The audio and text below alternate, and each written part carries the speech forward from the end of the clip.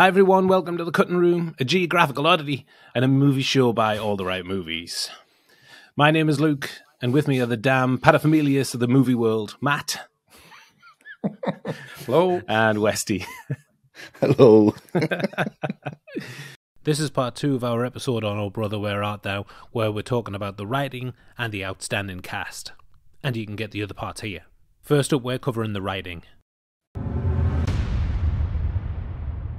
The screenplay for Oh Brother was written by Joel and Ethan, obviously. As mentioned, it's based on the narrative structure of the Odyssey, written by Greek author Homer in the 8th century, of course, a natural starting point. Brilliant. You know, sales of the Odyssey did go up after this film came out. And how disappointed people would have been reading it. Damn, we're in a tight spot. Nowhere to be seen throughout the whole book. No hairnets, nothing. We aren't the only ones who haven't read it. The Coens hadn't actually read the book either, and the only one who had was Tim Blake Nelson. But despite having not read the Odyssey, the film does share a number of characters. McGill shares similarities to Odysseus, the hero of the piece who attempts to return to his wife as she's being pursued by another man. He obviously was bona fide as well. Others include Big Dan Teague as Cyclops, Papio Daniel as Zeus, and of course the magnificent sirens with their golden tonsils. Oh yes. Great girls, Yeah. I imagine. I've seen them first. Yeah. And the name of the film is directly lifted from the 1941 Preston Sturges film Sullivan's Travels, which is about a director making a film called Oh Brother, Where Art Thou? Mm-hmm. Yeah. It's about other things, but you know, that's the core, I imagine. It's the gist of it, yes. Yeah. Matt, do you want to start us off with the writing? Yeah, because it's the dialogue that stands out for me. And it's not because it is. the right sharp, snappy dialogue like, say, Shane Black does or Tarantino does. It's what I think I mentioned on the Fargo episode. They've just got such a great ear for an accent. Vernon here's got a job. Vernon's got prospects. He's bona fide. What are you?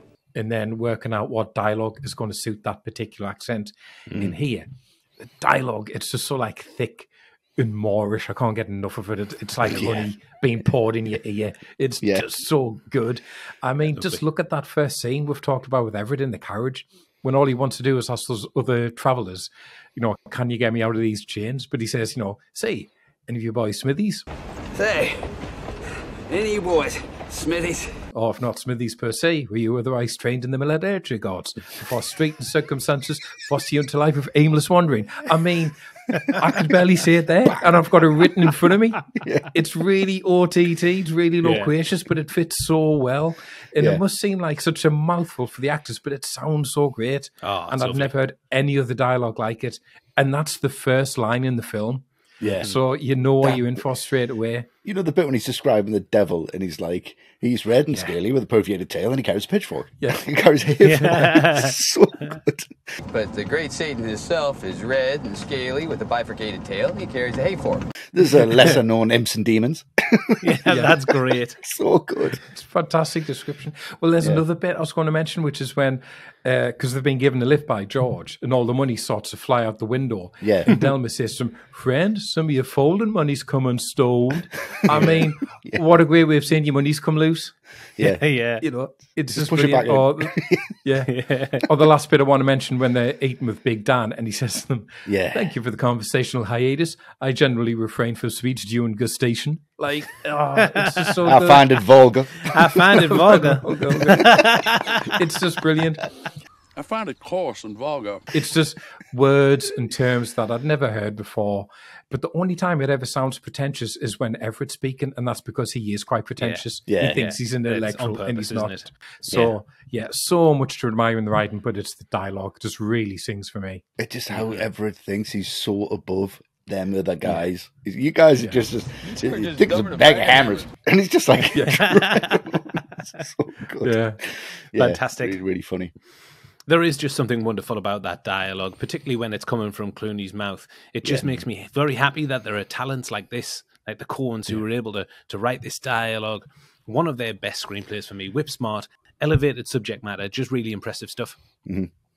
We're obviously going to talk about the main players when we discuss the cast in the next session, but I want to go through the writing of some of the side players in the film. I think it's the old adage that it's the journey, not the destination, that is important.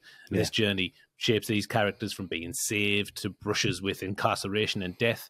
And as they go on their merry way, they encounter some very, very colourful characters, and a lot of them based on real people of the era as well.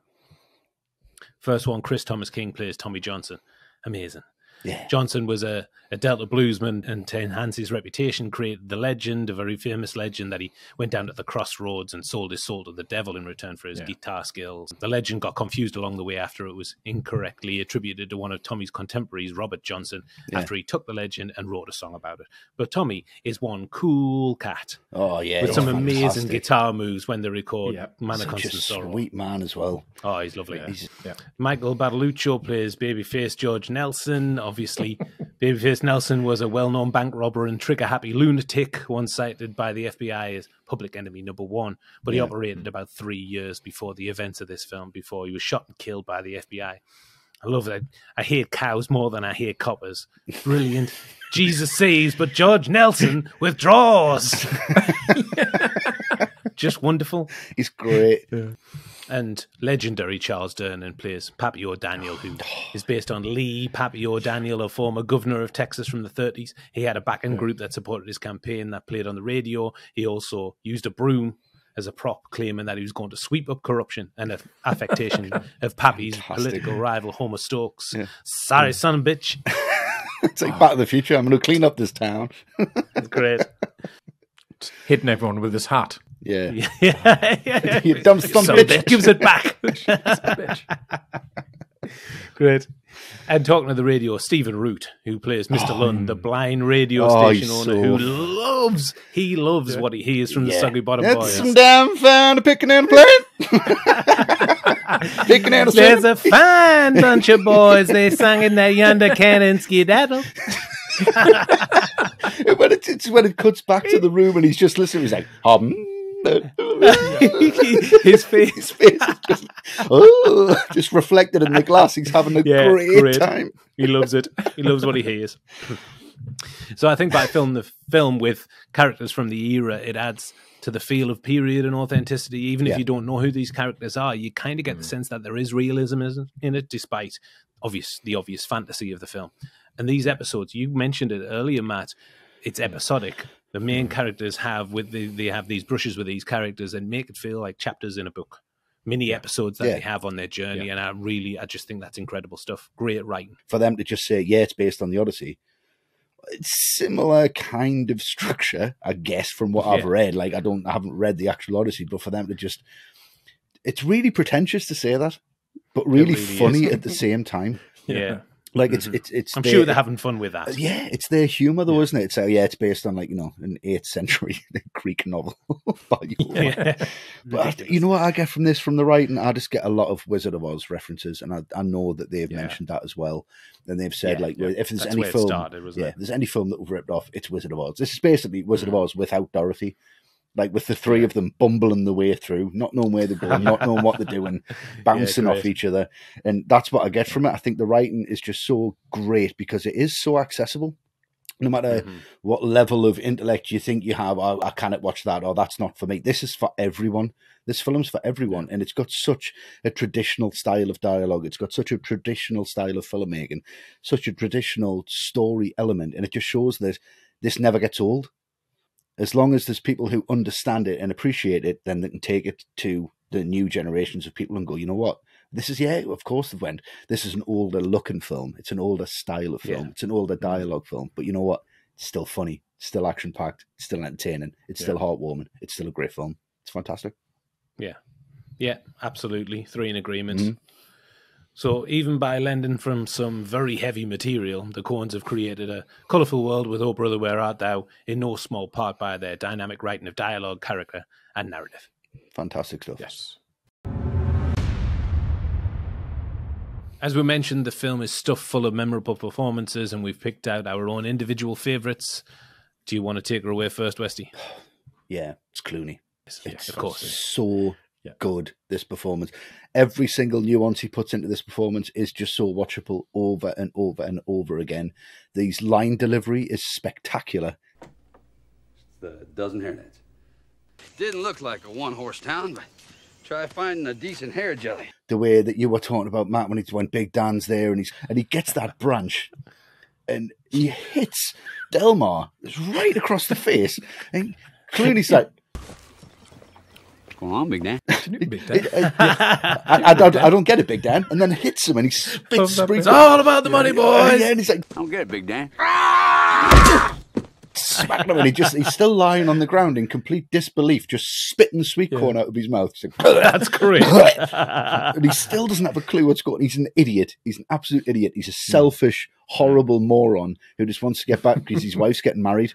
And these people, it's a great premise because he has to escape with the people that he's chained to. It could be anybody. And it happens to be these two guys. But he's so funny. I mean, he's physical comedy. When he has that fist fight in the Woolworth and he keeps getting hit and he's like, he's just shaking it off and he's just like, his eyes go wider. He's like, and he just keeps getting punched in the face. It's like, where does that come from? You're like, that's George Clooney. He was just an out of sight, like in 98. Yeah. Cool as ice pops. And then all of a sudden he's getting whacked off this nerd in the Woolworth and just like, and when he's talking to that guy, when he just wants that hair jelly and he's like, I don't want fuck, God damn it. I'm a Decadent man. It's amazing. Geographical Oddity, 2 weeks from everywhere. He's just fun. He's just an absolute joy. You didn't see it coming. He didn't have to be this good. And he's just incredible. Yeah. Yeah, amazing stuff. In this place, a geographic oddity. 2 weeks from everywhere. Go for Everett.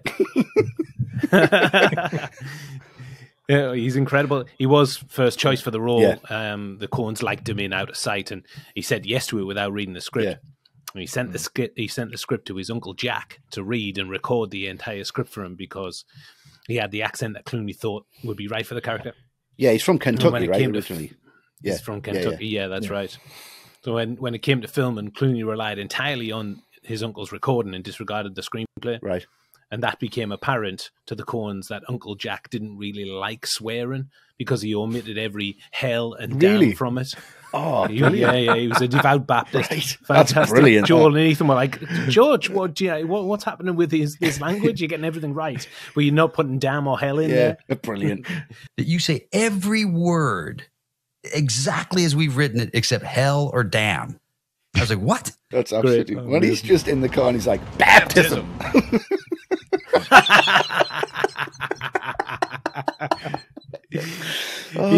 He can't believe it, can he? He can't believe it. Mumbo jumbo. It's amazing. Great. I'm the only one unaffiliated. So proud of himself. Great. But I think the Coens, they just deserve so much praise because, like you guys are saying, what's he doing before this? Out of Sight, really cool. From Dusk Till Dawn, really hard. He's dug on the ER, right lady killing. It's the Coens go, you know what? He will be amazing if we make him an idiot. Yeah. Just brilliant and props to him as well that he allowed him to do was that. on board with that and he doesn't mind. Yeah. Love that. Matt, who are you going for in the cast? I'm going to go for Delmar, Tim Blake Nelson. Great actor in general, but we've never had the chance to talk about him before, so, you know, why not now? And the brilliant thing about his character, his performance, is that all three of them are idiots, but Delmar's the only one who's kind of happy to be stupid and is just kind of content with it. Nice. Delmar just happy to float along with the two of them. He's like Trigger, you know, when he fields and horses, Dougal and Father Ted. It's that level of stupidity where it's just like, you know what, he doesn't need any education. He doesn't need to better himself. He's fine as he is. Just let him be happy as he is. And I always think, like, in terms of like other film characters, I always think if Everett and Pete are both Oliver Hardy, I get a real Stan Laurel vibe from Delmar. He's just got that innocence to him. And you see it right in his first scene when you have Everett and Pete arguing over who should take charge. And Pete says, I'm voting for yours truly. So Everett says, I'm voting for yours truly too. And Delmar, this really happy, innocent look on his face. Okay, I'm with you, fellas. As if he solved it. Like he had the deciding vote and he solved it and he just hasn't. And that's what's great about him. He's just a big kid and he doesn't really understand anything that's going on. He just wants to get his farm back which is really sweet. You know, he's never even had a woman in his life. He wants to get his farm sorted first.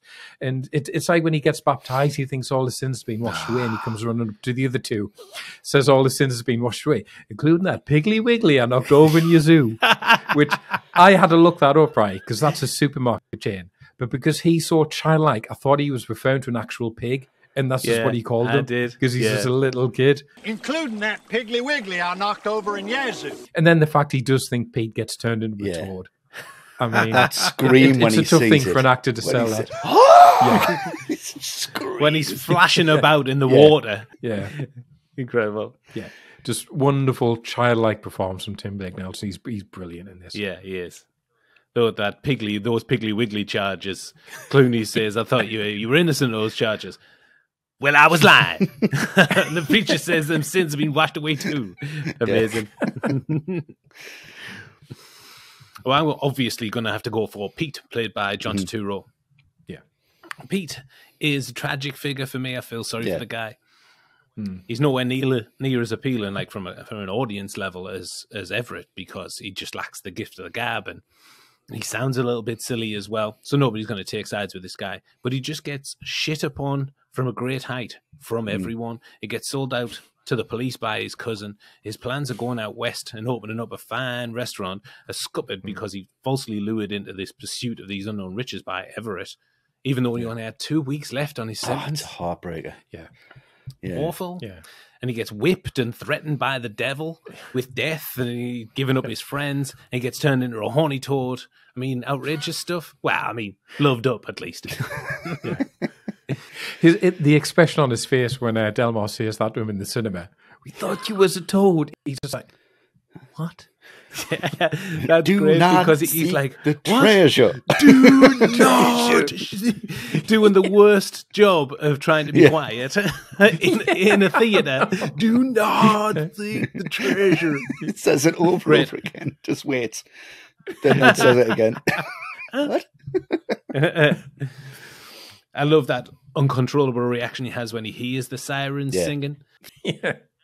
And outstanding moves from him at the Constant Sorrow band scene. Completely deadpan from the waist up. Everything else is out of control. Fantastic. Turturro's idea for the character was that he and Delmar were already pals. Then Everett came in and kind of disrupted the friendship. And I think that checks out because Pete, I think, would have been happy to be the smart one. I think he's the smart one. And then Everett steams in. And Pete and him are at constant loggerheads after that. Because they all kind of, it's a power struggle for who's the smartest. And they're all stupid. It's brilliant. Three Stooges. Clear influence as well. Great. I just think that John Turturro is a magnificent actor, and he doesn't really get much, or I don't think he gets the credit he deserves. He has had a great career, and you probably wouldn't say this is a highlight because he has had so many, but he just gives great balance to the trio of misfits here, particularly Everett's cockshoe of verbosity. He's the other side of that. I love that. And the Coens treat like absolute shit. Like he's not a celebrated character in any of the films. Like, he's really shit. He's not at all. He's horrible in everyone. So 3 great performances in the lead roles, and those were always the ones that we're going to be talking about in the cast section, but stellar work all round from a great ensemble cast. Yeah. And that's all for part 2. We have one final video for you. Part 3, where we talk about our highlights from Oh Brother Where Art Thou, and finally we'll rate the film out of 10.